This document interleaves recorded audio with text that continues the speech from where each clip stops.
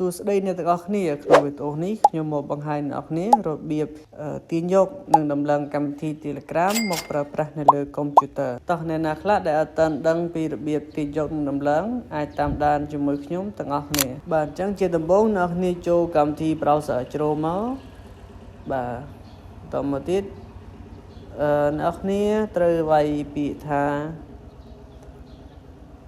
free download Telegram for PC បាទអ្នកគ្នាវាយតាមខ្ញុំមកបន្តមកទៀតវានឹង load website មួយ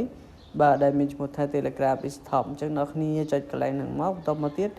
យើងចុចកន្លែងហ្នឹងបាទអ្នកគ្នាចុចតាមខ្ញុំមកបន្តមកទៀតវានឹង load download ហើយបាទឥឡូវវាកំពុងតែធ្វើដំណើរការ download រងចាំឲ្យវា download ចប់អូខេអញ្ចឹងបន្ទាប់ពីយើង download ចប់រួចហើយអ្នកគ្នាចូលទៅកន្លែង file ដែលយើងរក្សាទុកនៅកម្មវិធីដែលយើងបាន download មិញ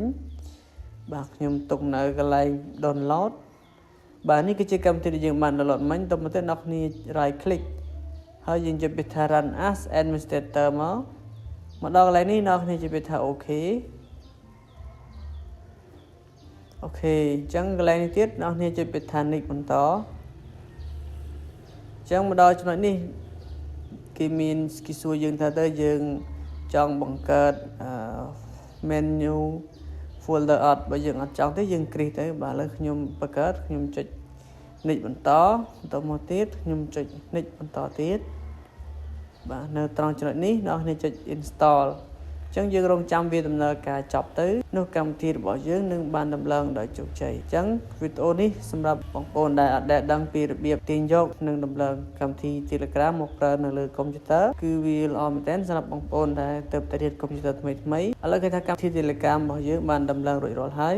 អញ្ចឹងអ្នកគ្នា login លេខទូរស័ព្ទចូលទៅគឺអាចប្រើប្រាស់បានហើយអញ្ចឹងអរគុណអ្នកគ្នាសម្រាប់ការតាមដានវីដេអូមួយនេះកុំភ្លេចចុច like share follow ដើម្បីទទួលបានវីដេអូថ្មីៗជាច្រើនបន្តទៀត